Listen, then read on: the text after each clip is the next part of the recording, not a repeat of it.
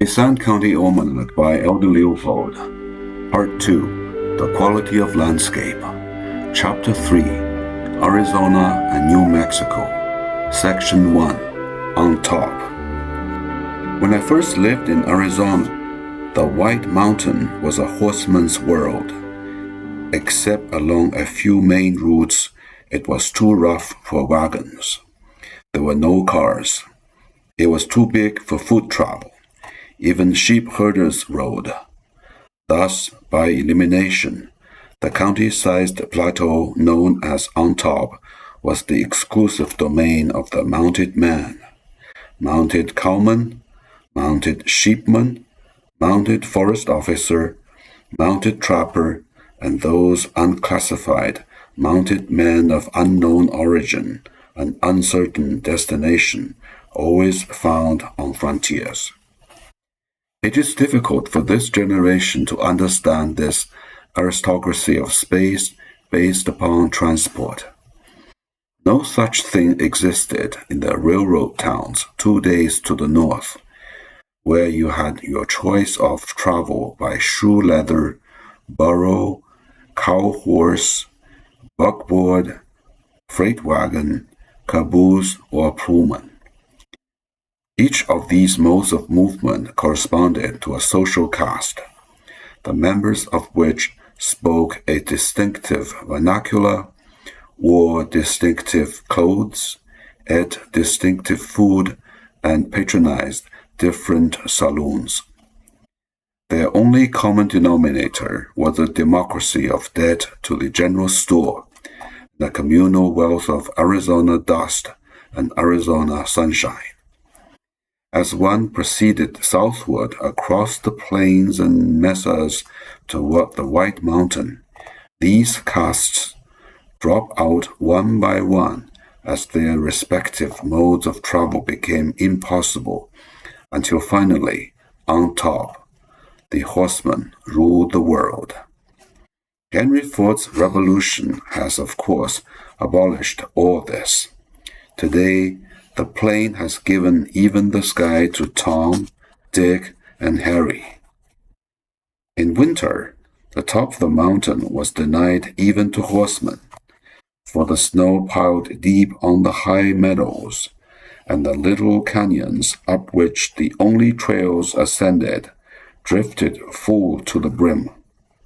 In May, every canyon roared with an icy torrent.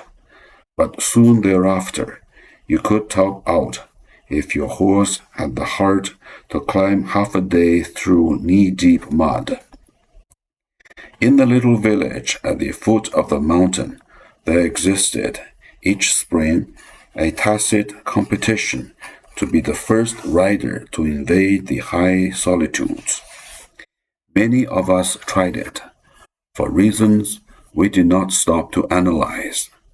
Rumor ran fast. Whoever did it first wore a kind of horseman's halo. He was Man of the Year. The mountain spring, storybooks to the contrary notwithstanding, did not come with a rush. Balmy days alternated with bitter winds, even after the sheep had gone up. I've seen few colder sights than a drab gray mountain meadow, sprinkled with complaining ewes and half-frozen lambs, pelted by hail and snow. Even the gay nutcrackers humped their backs to these spring storms. The mountain in summer had as many moods as there were days and weathers. The dullest rider, as well as his horse, felt these moods to the marrow of his bones. On a fair morning, the mountain invited you to get down and roll in its new grass and flowers. Your less inhibited horse did just this if you failed to keep a tight rein. Every living thing sang, chirped, and burgeoned. Massive pines and firs, storm-tossed these many months, soaked up the sun in towering dignity. Tassel-eared squirrels, poker-faced but exuding emotion with voice and tail, told you incessantly what you already knew full well. But never had there been so rare a day, or so rich a solitude to spend it in. An hour later, thunderheads may have blotted out the sun, while your ears were paradise, cowered under the impending lash of lightning, rain, and hail. Black gloom hung more poised, as over a bomb with the fuse lighted. Your horse jumped at every rolling pebble, every crackling twig. When you turned in the saddle to unlash your slicker, he shied, snorted, and trembled as if you were about to unfurl the scroll of an apocalypse. When I hear anyone say he does not fear lightning, I still remark inwardly, he has never ridden the mountain in July. The explosions are fearsome enough, but more so are the smoking slivers of stone that sing past your ear when the bolt crashes into a rimrock. Still more so are the splinters that fly when a bolt explodes a pine. I remember one gleaming white one, 15 feet long, that stabbed deep into the earth at my feet and stood there, humming like a tuning fork. It must be poor life that achieves freedom from fear. The top of the mountain was a great meadow, half a day's ride across, but do not picture it as a single amphitheater of grass hedged in by a wall of pines. The edges of that meadow were scrolled, curled, and crenulated with an infinity of bays and coves, points and stringers, peninsulas and parks, each one of which differed from all the rest. No man knew them all, and every day's ride offered a gambler's choice of finding a new one. I say new because one often had the feeling, riding into some flower-spangled cove, that if anyone had ever been here before, he must of necessity have sung a song or written a poem. This feeling of having this day discovered the incredible accounts, perhaps for the profusion of initials, dates, and cattle brands inscribed on the patient bark of aspens at every mountain campsite. In these inscriptions, one could in any day read the history of Homo textinus and his culture, not in the cold categories of anthropology, but in terms of the individual career of some founding father whose initials you recognize as the man whose son bested you at horse trading, or whose daughter you once danced with. Here, dated in the 90s, was his simple initial, without brand, inscribed no doubt when he first arrived alone on the mountain as an itinerant cowpuncher. Next, a decade later, his initial plus brand. By that time, he had become a solid citizen with an outfit, acquired by thrift, natural increase, and perhaps a nimble rope. Next, only a few years old, you found his daughter's initial, inscribed by some enamored youth aspiring not only to the lady's hand, but to the economic succession. The old man was dead now.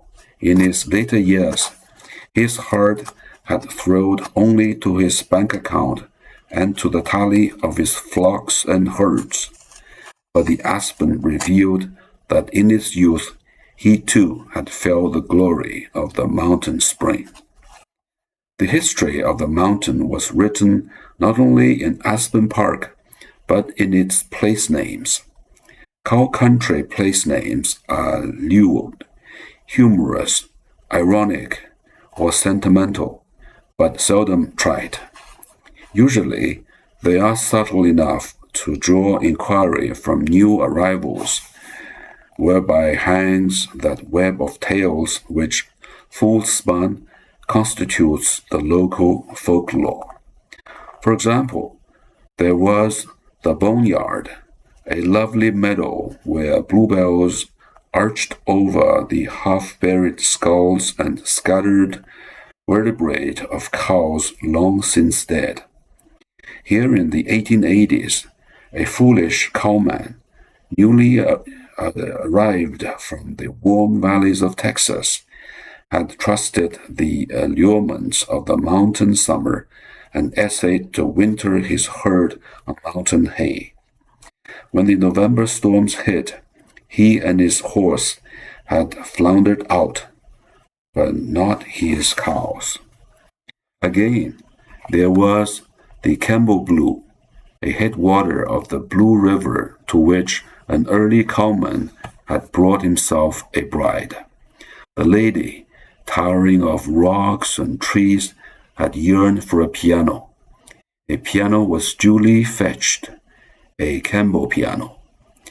There was only one mule in the county capable of packing it, and only one packer capable of the almost superhuman task of balancing such a load. But the piano failed to bring contentment. The lady decamped, and when the story was told me, the ranch cabin was already a ruin of sagging logs. Again, there was Fioli Cienega, a marshy meadow walled in by pines, under which stood, in my day, a small log cabin used by any passerby as an overnight camp.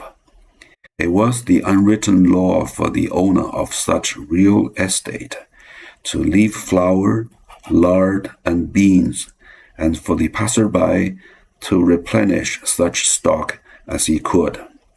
But one luckless traveler, trapped there for a week by storms, had found only beans. This breach of hospitality was sufficiently notable to be handed down to history as a place name.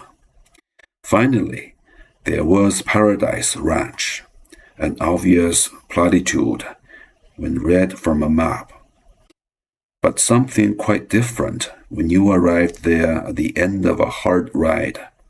It lay tucked away on the far side of a high peak, as any proper paradise should.